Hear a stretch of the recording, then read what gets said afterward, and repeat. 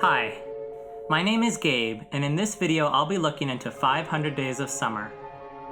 Before I start, you should know there are spoilers ahead. I think this is one of the most misunderstood films in recent years.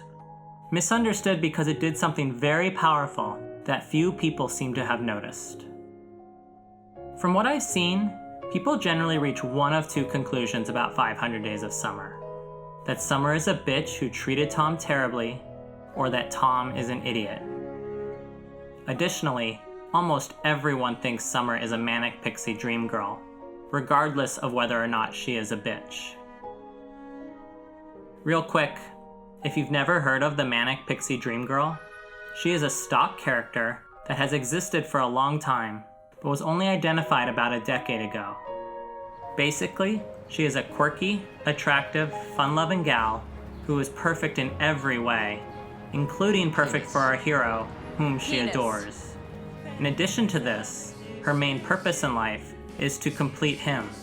She is whatever he needs so he can grow.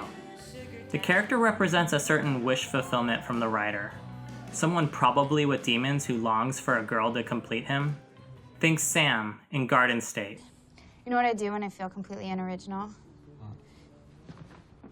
Blah, blah, blah, blah, blah, blah. I make a noise or I do something that no one has ever done before, and then I can feel unique again, even if it's only for like a second. Yeah. Oh, and Manic Pixie Dream Boys also exist, but they are much rarer. So, is Summer a Manic Pixie Dream Girl, or is she a bitch?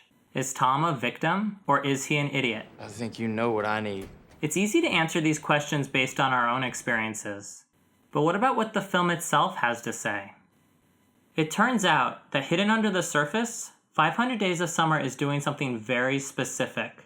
Something that answers all these questions and then some. To understand this, we need to look at the film's perspective. Because movies are made with cameras and cameras are inherently subjective, movies are inherently subjective as well. There are two ways filmmakers can deal with this. One is to mitigate it and try to make the film as objective as possible.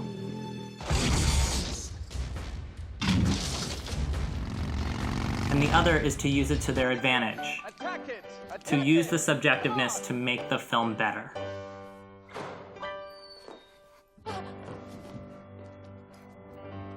"500 Days of Summer" chooses the latter. Not only that, it does so through only one character.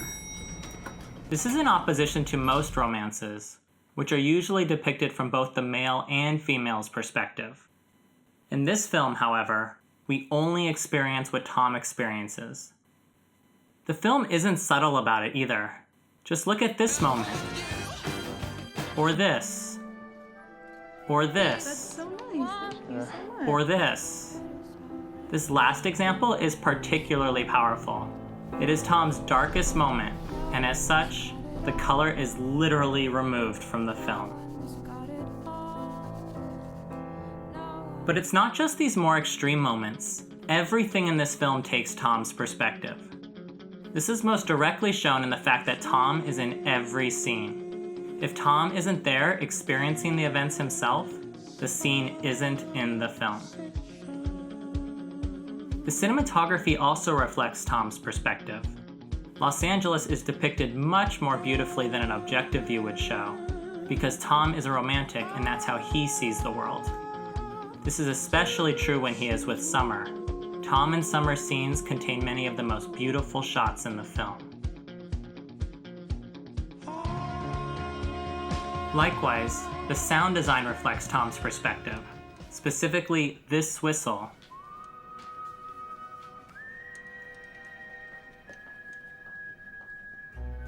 Which occurs whenever Summer inspires Tom, but never the other way around. Heck, even the music represents Tom. Sometimes the lyrics literally saying what he is feeling. I'm the hero of the story, don't need to be saved. I'm the hero of the story, don't need to be saved. It's alright.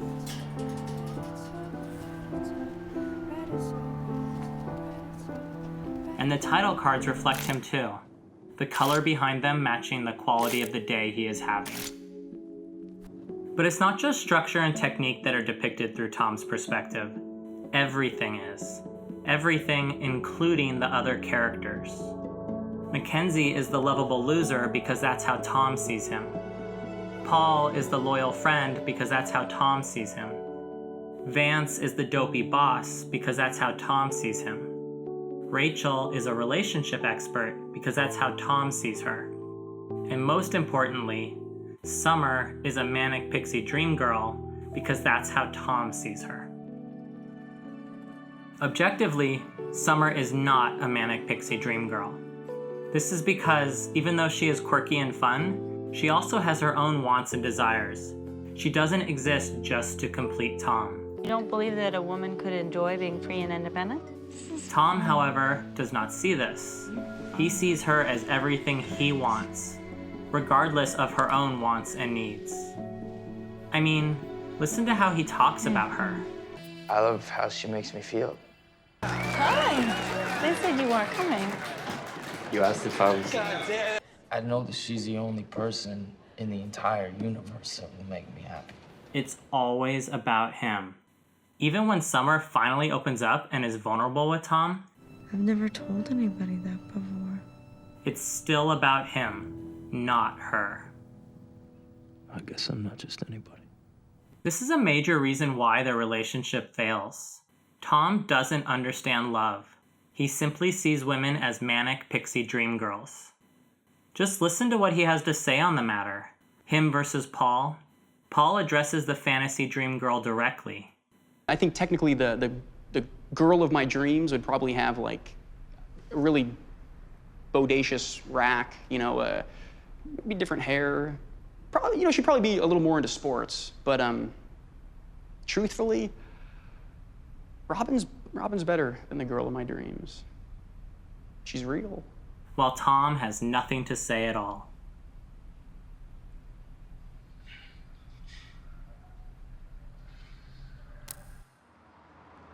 But while a lesser film might end here, 500 Days of Summer keeps going. For in the end, this happens. Summer, I really do hope that you're happy. For the first time, Tom and Summer's relationship is about her, not him. This is possible because Tom has matured. He no longer sees girls as Manic Pixie Dream Girls. Remember in the beginning, when the narrator says this? This is a story of boy meets girl. But you should know up front, this is not a love story. He was right. This isn't a love story. It's a coming-of-age film. The film is about Tom becoming an adult, something he did during his 500 Days of Summer. To show it succinctly, compare these moments. One at the beginning of Tom's relationship with Summer. You could just ask her out. Don't be stupid. The other at the beginning of his relationship with Autumn. I was just wondering if maybe after this, if you want to get some coffee or something. Tom could barely even talk to Summer, and yet he asks Autumn out no problem, and doesn't even take it personally when she initially rejects him. So going back to our original questions, was Tom an idiot? No, he simply had yet to grow up. Was Summer a bitch? Honestly, we don't know, as we haven't had even close to an objective view of her. Is Summer a Manic Pixie Dream Girl? Definitely not. That's simply how Tom saw her, even though she actually was a lot more. But more important than all of this, none of these questions are even what the film is about. The film isn't about Tom and Summer. It's about Tom. The film isn't about love or finding your soulmate. It's about growing up. Who's singing next? I nominate young Berta here. I'm not nearly drunk enough to... Bartender! Outside there's a boxcar waiting. Outside the family